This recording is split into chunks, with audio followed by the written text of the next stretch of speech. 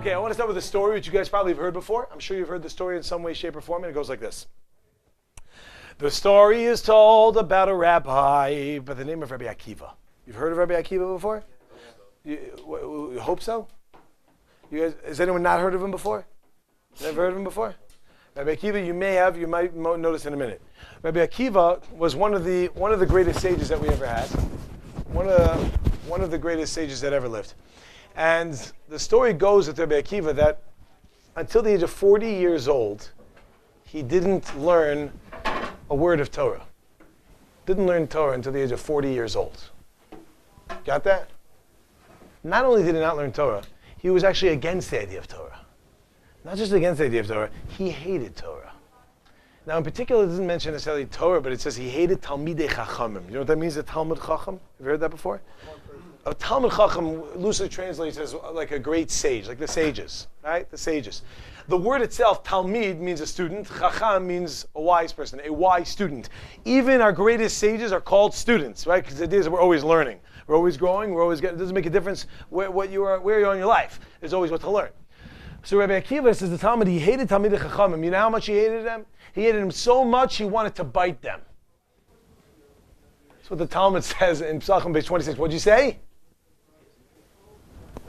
Did you say vicious? Oh, I was hoping you did. Did you say vicious? Did you? I was hoping you did. Okay, the answer is what? That it was actually quite vicious. Because it goes into detail. You know what kind of bite he wanted to bite them? He wanted to bite them the bite of a donkey. Not just bite them the bite of a donkey.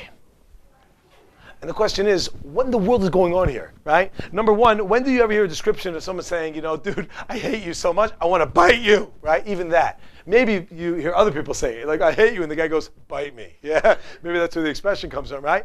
But it goes detailed, I want to bite you the bite of a donkey? What does that mean? And it explains like this. Because the bite of a donkey, as opposed to the bite of a dog, when it bites, it doesn't just bite through the flesh, but it even bites through the bone. And it holds on tight. Bites through the bone, holds on tight. Pretty intense. You get it? This is his feelings that he had towards him.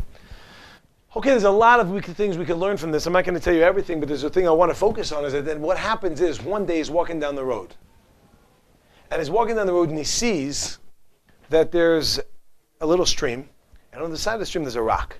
And he notices that in that rock there's a hole going through the rock. You guys know the story? Anyone know the story? He sees a hole going through the rock. There's water there coming out, right? Coming out of where? The rock. Close. And the water there's a stream right next to the rock, and a little drop has been, right, little part of the stream was coming off the side, and it was dripping on this rock. Dripping on the rock, dripping on the rock, dripping on the rock, dripping on the rock. And he started to go ahead and he's looking at this rock, and he's like, how did a hole get straight through a rock? I want to share with you something just educationally that I think is incredible. Difference of how people are brought up, how they're raised. I'm trying to raise my kids, hopefully, to a high standard in connection with Judaism. Right? I'm hopefully trying to raise them in such a way. And I don't want to, God forbid, diss on my parents. I don't want you to misunderstand. My parents also, thank God, raised me. They attempted to raise me properly. If anything went off, it was me, right? My idea is what? That they tried. But the difference of education, there was a snowstorm here a couple weeks ago. Do you guys know about it? You heard about the snowstorm? You weren't here, right? No. Snowstorm, which cost me a couple of ribs, actually, because I was carrying my daughter, and on the way to the dentist, I slipped. I was holding my 2-year-old. That's like a nightmare, assuming you like your kid. And I slipped, and her leg was over here, and I fell first on my knee, and then straight onto my back, but on her leg.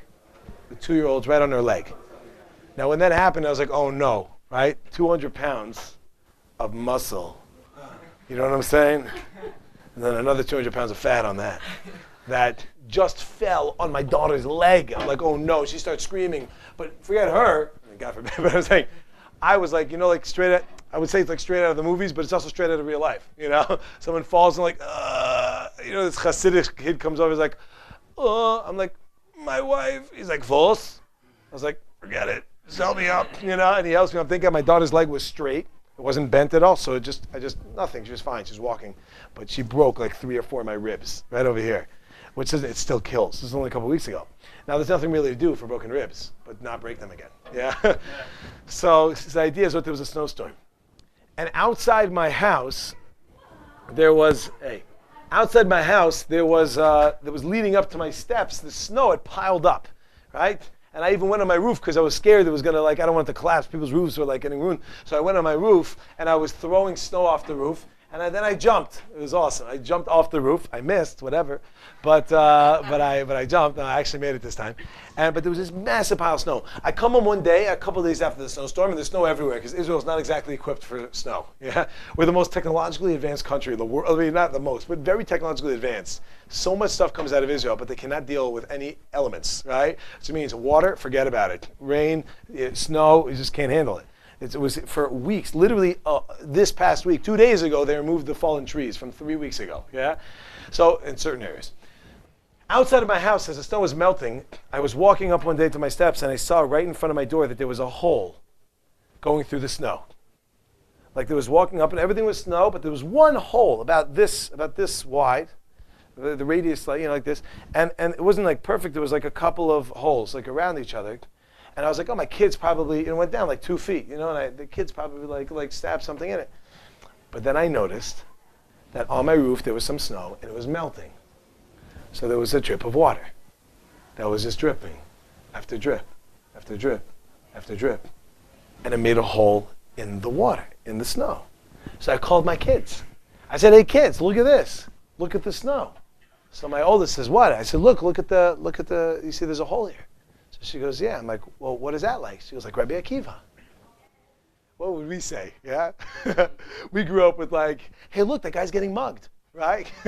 He's like, oh, it's Pedro. Here, it's oh, look, there's a thing in the snow. Oh, it's Rebbi Akiva. It's like a different mentality. It's a different mentality. You understand? It's crazy. So this is what happens. You find this hole in the rock. And he looks at it and he's like, wow. He's like, there's a hole in this rock? How did that happen? And he realized it must be from the water that was dripping right through the hole, through the center, over however much time, over and over and over and over and over again, it made a hole in the rock. And he says, if water, which is so soft, could make a hole through a rock, which is so hard, then certainly Torah, which he has heard was compared to fire, could make a hole through his heart, which is so soft. Does everybody get that? If water, is so soft, could make a hole in a rock, which is so hard, then Torah, which is fire, can make a hole in my heart, which is so soft. He went on to study in yeshiva, and he ended up staying there for 24 years, and he came back after that with 24,000 students and became one of the greatest sages that ever lived.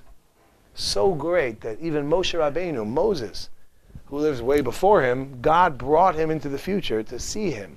And Moshe asked, why are you having me bring out the Jewish people? Get that guy to bring out the Jewish people. He got the stamp of approval from Moses himself. You understand? This is and even from God, yeah? So we're talking about this is pretty wild, pretty impressive. Now let me ask you a question. The point of this story is meant to be inspirational. The concept is that you can be 40 years old and not have learned a word of Torah, yet you can become one of the greatest of the greats, right? How many people, they go ahead and they want to be something in their life, but they figure it's too late. It's too late, you understand? People, you want to be the best piano player, you got to start when you're 4, you know what I mean? You want to be the best guitar, you want to be the best swimmer, you want to be the best musician, you want to be the best artist, you want to be the best, whatever it is, you got to start young. Very few people start young. What you got? What did he do to be considered one of the greatest sages? Well, just in terms of studying. He studied and studied, he grew and he grew and he grew, and he raised himself to a level where he became one of the greatest rabbis, and everyone started ahead, and now they went to him for everything. He learned and he would expound on the deepest secrets of the Torah in a way that no one could do beforehand. We're talking about he reached the levels of levels. More details, take it in yeshiva for a little bit, and maybe you'll find out. Rebbi Akiva. So now, here's my question. Does everybody hear the concept of the possible inspiration that's trying to be shown here? Do you hear it? I don't care if you're inspired or not. Do you understand the point that there's a concept of being inspired? That at 40 years old you can begin, and at 64 then become one of the greatest, as opposed to just some little kid who started when they're very young and then they became great. You get what's going on here? Inspirational. Unbelievable. So I got a couple questions. Question number one. How come there's no Rebbi Akiva since Rebbi Akiva? Let me ask it differently. We're waiting. how many Rebbi Akivas would you expect there to be? What I mean by that is the following. I don't mean to say like literally Rebbi Akiva. I mean people to raise yourself up to a level and to elevate yourself and to do better and to do more and to be higher. How many would you expect there to be after hearing such an inspirational story? How many? Many. Does that make sense? How many? You heard the question? How many? A lot? How many would you think? Many? What do you say? What? 5? Okay. Everyone who heard the story should like. Okay, that's interesting. I never thought about it. Like, but everyone who ever heard the story should be doing this. It's like every movie you go to. You know when you go to a movie, you come into that movie, you could always tell what movie somebody saw when they walk out, right? When they walk out of the movie, someone walks out like this. They're like, they're looking for trouble. Yeah, they just watched Pocahontas, right? No, but probably Karate Kid. You understand what I'm saying? Some of them walk out there like this, like, I believe I can fly, right? Everyone wants to be Michael Jordan. You watch a basketball movie, everybody wants to play basketball. You watch, the Born Supremacy, right? Born whatever it is. You walk out like this. You just walk around like this. This is what you do, right? And your wife is like, I'm right here. What are you doing? Yeah. We act out these things. We get inspired, don't we? We see things. We get inspired by them. We want to be them. It doesn't matter what it is. You can be the most boring thing. Where's Bobby Fischer? Anybody saw that movie? Anyone know who that was? Very famous chess player. You might not know how to play chess for the life of you. You walk out of that movie, you're like, I love chess. I'm going to be the best chess player ever. You sit down for a minute, you're like, what the heck is a pawn? Forget it. Yeah? And you're done. You understand? But we want to be these things. We're inspired by them. We see Rebbi Akiva. Every one of us, if you've been paying attention, this guy's 40, he hated this idea, but then he became one of the greatest of them. Unbelievable. How did he do it? How did he come to do that? Now, before the how is why is no one else like that? And when I say no one else, it's not true. I would expect it to be every single person in theory. Why is it not like that, though? It's very few. Now, I don't want to say that there's none. There are. Over the generations, I don't want to say names, but there are. There are rabbis that have come from very little and they've raised themselves up to be very high, right? There are those that grew up very religious and stayed religious, those who grew up very secular and became, they raised themselves up to crazy levels. But how come we're not like that? So you might say, because I didn't hear the story yet, but now I hear it. Yeah, now I'll be it. How come we have so few? So I think the answer lies in what did Rebbi Akiva see? What did Rebbi Akiva see that raised him up to be who he was? It's like you hear stories of rabbis all the time. They learn lessons from everything. Yeah, Rabbi, what did you think about that doorknob? I learned a big lesson from that doorknob. That life sometimes turns. What about the light? Life sometimes burns. Walls, sometimes life has walls. I mean, dude, come on. Right? They walk around, he's like, rock. Oh my gosh, there's a hole. I will now learn Torah. Like, what happened there? Like, what was it that he's like, this is amazing. There's a book. I will now get married. Excuse me, right? Like, what are you drawing these parallels? Yeah. Maybe, since he started when he was 40, maybe all his life experiences leading up to the age of 40, and then once he started learning the Torah, maybe he was able to connect the dots of his life experience. Okay, interesting. So what life could be? Okay, good. Okay, let's say then it could be possibly, right? I'm going to focus in on something else, but it might work with that. Yeah, what do you want to say? Did he not have a wife that motivated him? Yes, he did have a wife that motivated him. It's a very important part of the story, which I left out purposely, not in order to come back to. I'm planning on coming to it, because it's a whole other section of it. He married a girl named Rachel. Rachel came from a home by the man that her father was very, very wealthy guy. I believe they called him Kalba Savua, which means the satiated dog. Because when people, literally means that because people would come, he was so wealthy that whenever somebody was like very hungry, a poor person, they would come to him and he would feed them. Right? He was the one who would satiate like the person, the dog, looking around to get some food. Yeah. So he was a very wealthy guy. And Rachel, wanted to marry this guy Akiva. Akiva was a shepherd. He was a shepherd for this guy Kalba Savua. But she saw in him something. She saw, okay, maybe he didn't like the idea of great sages, but he was very kind, very gentle. And we find a lot of our leaders were shepherds, right? King David, Moses, King Solomon. We have so many of our people started as shepherds. It's showing Barack Obama. Anyway, it is what? So anyway, the bottom line is that they were shepherds, and teach skills of leadership and all that kind of stuff, right? So his wife did push him along a little, but what broke the thing that he's like, now I'll do it. So it goes like this. Rebbi Akiva saw the following idea. Let me ask you guys a question. What's your name? Okay, we'll go with you. Hey, Alex. How are you? Hey, Scott. Hey, Alex. David, where are you? Okay, what's your name? Dennis. Hey, Dennis. 2 ends or 1? 2 ends. Dennis, if I take 1 drop of water, just 1, quiet on the set, please. If I take 1 drop of water and I drop it on a rock, just 1 drop, does that do anything to the rock? Very microscopically. Excuse me? Very microscopically. Pretty much no. Yes or no? Does it do or does it not do? Who thinks yes, it does? Who thinks no? All right. So you gave a very good answer. You gave an excellent answer. Listen to this. What's 0 times 1? I don't want to put you on the spot.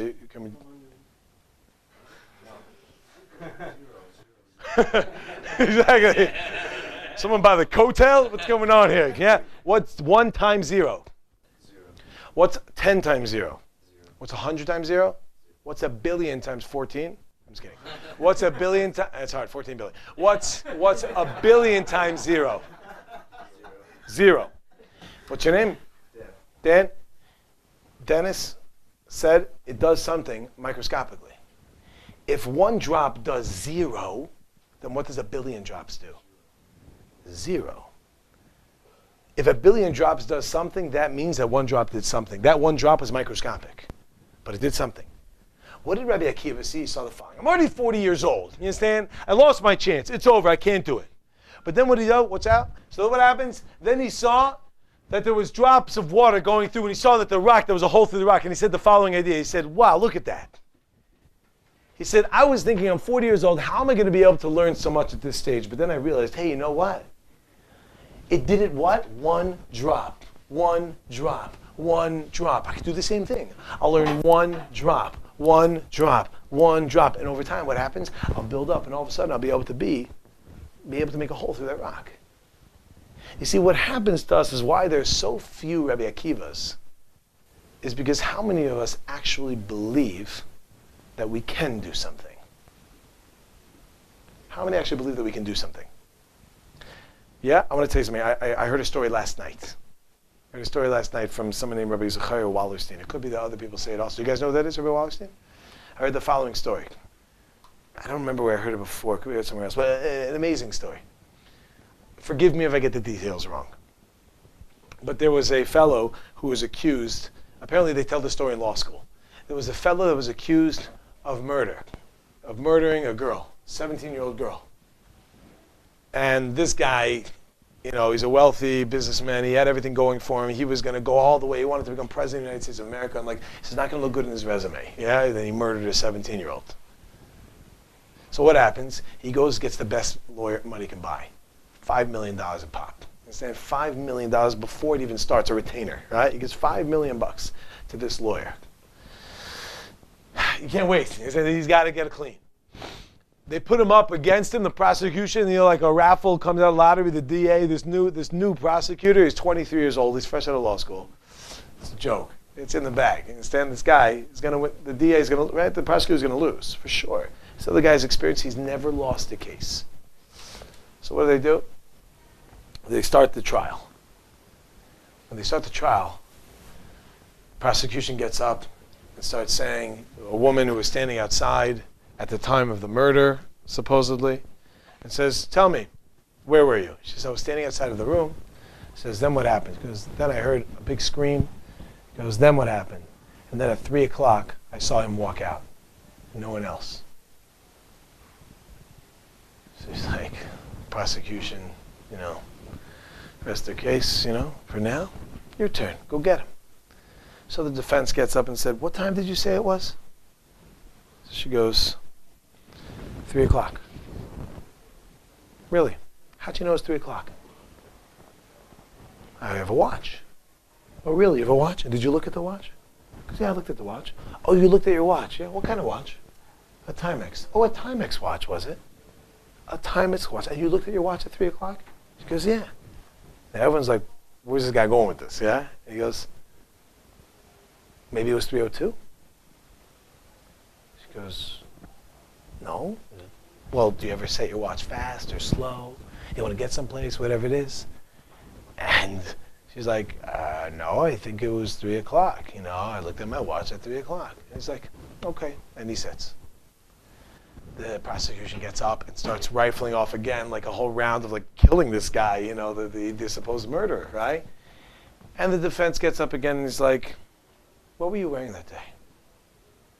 And the guy's thinking, who did I hire? This guy's going to bury me. And not only did I not the guy's going to destroy me. This is sick. That's $5 million down the drain and I'm going to go to prison, right? And it goes on and on and on. And this is how the trial goes for weeks. The prosecution destroys and the defense barely defends. Finally comes the final day. It's the final day. Anyone heard this before? Comes the final day. We're all out of time. Okay, thanks so much, guys. Have a good one. All right, so what happens? It comes the final day. And now they're going to have their summary, right? Their sikum, closing arguments. So the prosecutor gets up and he does this whole thing and he goes, and the girl is 17 years old. And he took this girl's life. And you know how much a life is worth. A life is worth a life. That's why he deserves to get his life taken in the electric chair. This girl will never go to prom. This girl will never have children or grandchildren. That's it. It's over. It's all because of this man. I say this man should be, that's it. It's over. Goes done. So now it turns to the defense, closing arguments. And the guy is sitting there thinking like, what's he going to say now? And everybody knows the case is closed. The guy's guilty. He's going to the electric chair. The judge feels it. The jury feels it. Everyone's in the building feels it. The guy feels it. Everyone except for this lawyer gets up and he goes, ladies and gentlemen, I'm sure you're wondering why I've been behaving how I've been behaving, this whole trial. You see, there's one reason why I've been behaving like this. Because there is no need to defend my client. Because as a matter of fact, the girl that you claim he killed is not dead. She's still alive. Ladies and gentlemen, it's 2 o'clock.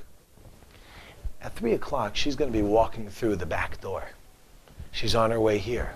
And I felt there is no need for me to go ahead and defend someone when there was no crime. And now everyone is like, what the heck is going on here, right? And even the guy himself was like looking up. The judge is like, huh? The jury is like, what? Right? And everyone's like, what's going to be? Everybody looks at the back door. 2 o'clock, 2:10, 2:20, 2:30. Everyone's just walking around. 2:40, 2:50, and he walks in. Okay, right? 2:50, and it's a man, right? Anyway, right? So it's coming up. It's 2:55, and now everyone is like, you could feel you could feel the rhythm, feel the beat. Okay, now it's like, Bob started time. So what happens? They go and they feel it. 2:59, 3 o'clock. Everyone looks at the door. 3:01, 3:10, 3:20, 3:30, 4 o'clock. The judge goes, I'm going to hold you in contempt of court. What are these shenanigans? What games are you playing here? Enough of this. This is baloney. This is we're going to make a mocking of my courtroom here. This is crazy. So he goes, Your Honor, let me ask you a question. We know that the American court system is based off beyond the shadow of a doubt. And when I said that this woman is not dead, she's still alive, and she's going to walk through that door at 3 o'clock, you, Your Honor, all the jury, everyone in the room looked at the door. If you really thought that she was dead, if it was beyond the shadow of a doubt, you would not have looked at the door, and you would not have waited this long for her to walk in. So my closing arguments are, if this is a fair court, based on the United States of American law of beyond the shadow of a doubt, my client is not guilty. Thank you. And he sits down. And the court, everyone's going wild, and the press is typing in pictures. And this guy's thinking, he's not worth $5 million. He's worth $25 million. This guy is the best there is. There's no one better. And they go, and now the judge is like, all right, listen, the jury's got to make a decision here. And the judge is thinking, wow, this guy's good, right? This guy's off the hook. And the jury goes. They come back a minute later. And someone stands up and says, Your Honor, we, the jury, find the defendant guilty of first-degree murder, sentenced to the electric chair. I just want to pause for a second. Is this throwing you guys back and forth? When I was listening to this story, I was like, what? He won, he lost, what's happening, my God? I was totally there, right? So he goes, we find them guilty of murder. So the courtroom goes crazy. Everyone's like, what's going on here? This is out of control. This doesn't make any sense, right? And the judge himself says, excuse me, ladies and gentlemen of the jury, but this is a very strong argument, right, that we came up with here. And that what that we come down to is that it's beyond a shadow of a doubt, right? But it wasn't. We all doubted. So the man said, I'm going to allow this woman to explain because she's the one who came to this conclusion, and it's because of her that we've come to this conclusion. So she gets up and says, Your Honor, when he said that this woman is going to walk through the back door, every person looked at the back door, except for me. I didn't look at the back door. I looked at the accused murderer. He was the only one in the room for the entire 2-hour period that did not turn around. And the only one in this room that could have known if she's going to walk in that door or not is him. And if he didn't turn around, that means because he knew that she's not coming. And if he knew that she's not coming, that means that he's the murderer. That's the case. Is that wild? It's told out in law school, right? It's like a crazy thing. Taught, but yeah, I've heard it. It is discussed in law school. Some would call it, if a teacher saying it, as taught. I think I saw it on Boston Legal. Some see it on Boston Legal. But this is what we go ahead, and this is this story. What is now, Rabbi Wallerstein, when he pointed this out, and I think it fits very beautifully what we're saying today, how does that relate to us? You see, people, it's very simple. If someone goes and tells you, you're great, you're amazing, you can succeed at so much, you're incredible, you're really wild, you guys can do amazing things. But if you never turn around and look at the door, if you yourself don't believe it, then it doesn't matter. Do you hear that? All the time. What's that? I was going to say, and the latter must be true then too. If people don't believe in you. Say it again. I said, and the latter must be true too then. That what? That if people don't believe in you, and like whatever, and if people like tell you that you can't do something, but as long as you kind of like maintain, like you don't. The flip, you're saying, and the flip of it is that if they don't believe it, but you believe in you, you'll be able to do unbelievable things. Is that right? So you want to say greatness? How does a person get their potential? How does a person raise themselves up? Number one is that you got to believe. How many of us actually believe that we can do incredible, that we can actually grow and do unbelievable things? It's unreal that if you do a study in all the greats and success in life, in any area, it doesn't matter what, whether it's in finance, whether it's in sports, whether it's in wisdom, whether it's in life, it doesn't matter. The common denominator that they all come from is there's no common denominator. Doesn't matter. Their backgrounds are so scattered. They all come from different places. Some of them came from wealth, some didn't. Some of them came from strength, some didn't. What's the common denominator that I read an article this morning about is something that the title was giving on TED. You know TED? TED Talks? I forgot the woman's name. I gave a talk about something called grit.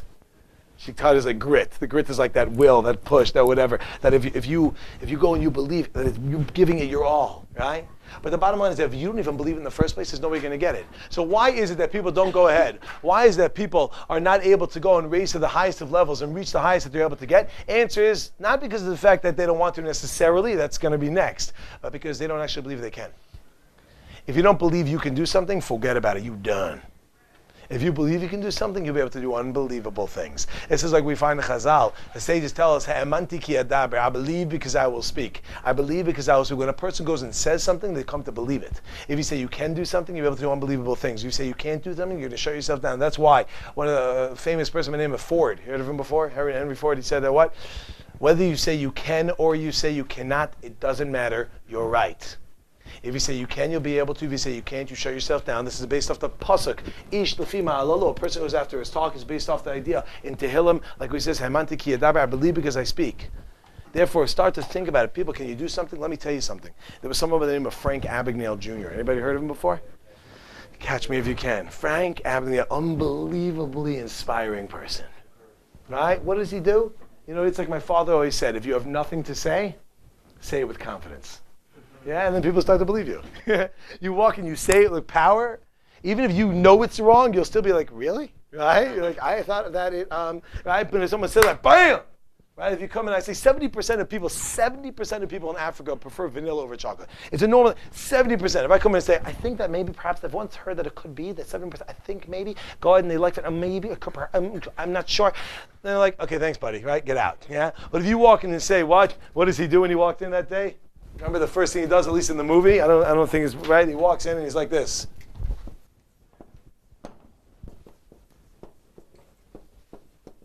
Frank Abagnale walks in the first day of school to a new school that it's not his, and he writes his name on the board because there was no teacher there.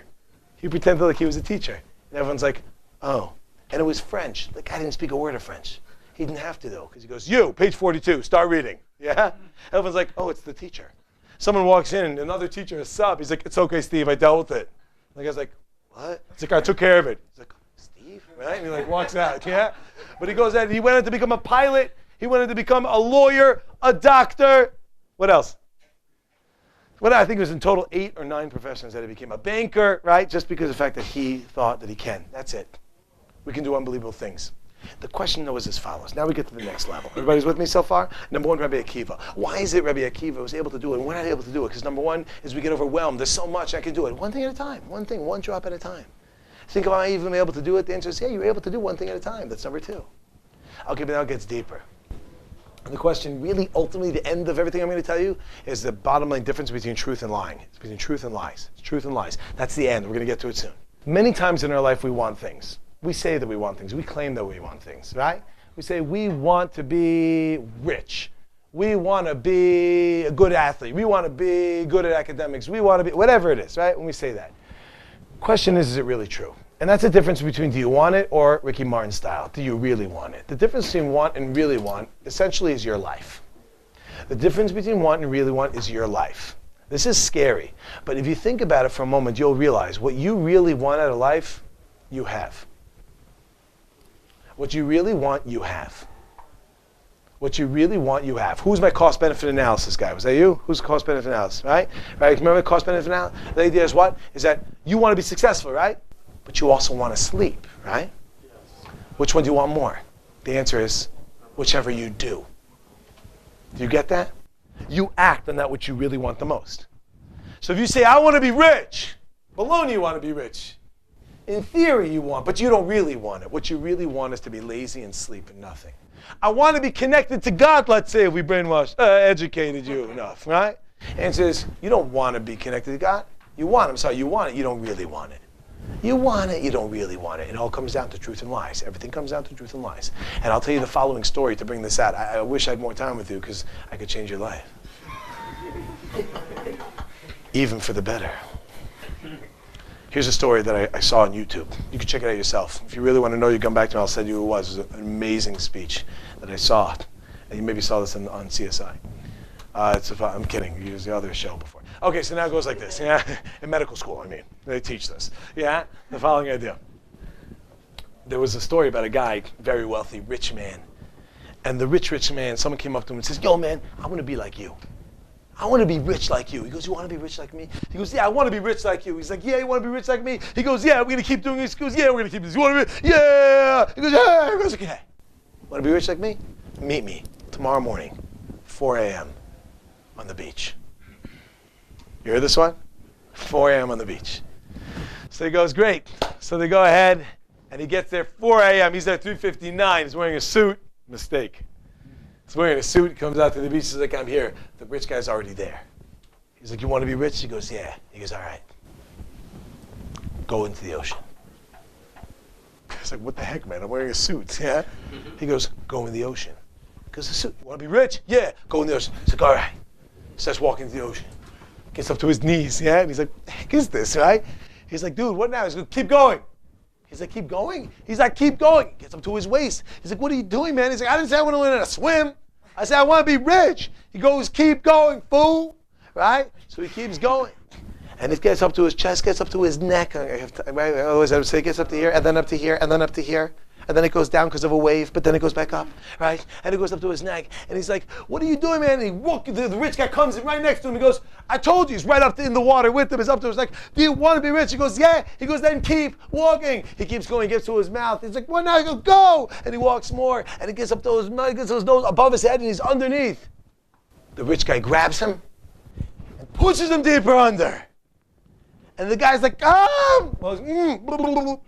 And he's going like this. He's like, sorry, it's a bad language, right? But he goes over and over. He's trying to hit the guy, but he has a good hold on him. He's under the water, and he's literally drowning him. And he drowns him, and the guy dies. Thank you very much. No, but before that, what happens? He's literally drowning him, and he's under the water. He's like, And then finally, he feels the guy going limp. As he's going limp, he pulls him back up. The guy takes a deep breath. Has anyone ever done that when you're swimming, right? You go and you take that deep breath, right? He takes this deep, deep breath. And he's like, oh, what the bubble? Right? And the guy goes, when you were under the water, what did you want? He's like, I wanted you to get the bubble off me, man, right? He's like, what did you want? He goes, I wanted to breathe. He goes, when you want to be rich, as much as you want to breathe, you'll be rich. Until then, you ain't got nothing. Does everybody hear that?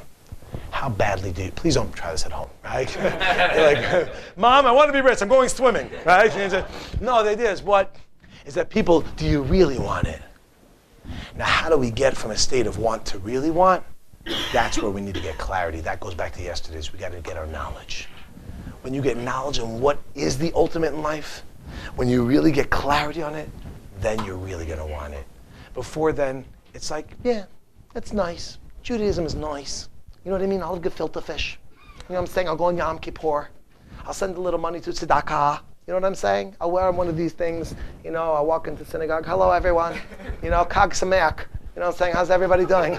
Rabbi, how are you? You don't shake the Rebbi's hand. I'm so sorry, Rabbi. It's a pleasure. Oh, you don't shake hands? The Rabbi's wife. You don't shake? Okay, give me a hug, right? It says, no, you're all confused, yeah? You understand what I'm saying, people? You got to get knowledge. Once you have that knowledge, then you're really going to want it. Okay, I would do a quick recap. And I will. Okay, so we started at the beginning of going to Rebbi Akiva. So we said the bottom line is why did Rebbi Akiva become? Because he sees a hole in the rock. What's going on? Why is there a hole in the rock? And it's very simple because you start to see the water dropping. What happens? Because you hate him so much you wanted to bite him, but don't care. Bite me, don't care. Right? So what happens when we get a little further? How come is he hit him that much? But all of a sudden, because one of the greatest cities of 24 years and becomes 74,000 students, 64 years old. How did he do it? Saw the hole in the rock. Oh my gosh, there's a doorknob. It turns. Life is like a light bulb. Let's learn Torah. No. Answer is because he started to see, I'm 40. Am I going to be able to do anything? No. But if you go one thing at a time before you can go and get it to high levels. Right? But the question is a little bit further. So we said, well, do you even believe it yourself? If you don't look in the back of the door, you don't even believe it. You don't believe you can even do it, then forget it, man. What happens if you do believe you can do it? Then the question is, Ricky Martin, do you really want it? Right? The answer is what? Here we go. Ole, ole, ole. Only if you really want it. If you don't really want it, then forget about it. How about you want it? I want to breathe. Keep breathing. If a person goes and they really want it, then they want as much as they breathe, they're going to get it. So how do we get to the really want the answer? You got to have clarity, have knowledge. When you get knowledge of something, then you have the clarity, then what happens? Then the person really wants to go for it. If you don't have the clarity, forget it. You don't want it. In the first place, it's going to be a want. It's going to be Yom Kippur, tzedakah, and the idea of going and touch the rabbi's wife. The answer is what? Bottom line is it comes down to people, is get the clarity, get the knowledge. Once you get the knowledge, you're going to get the want. Once you get the want, you're going to get the belief. Once you get the belief, then you're going to do it. When you're going to do it, you're going to become the greatest you could ever have been. And that's in any area of life, let alone Judaism, but not even let alone Judaism. Let's focus on that as well. Gentlemen, it's been a pleasure. I'll see you when I see you. If I don't, then I won't. Take care, and bye-bye.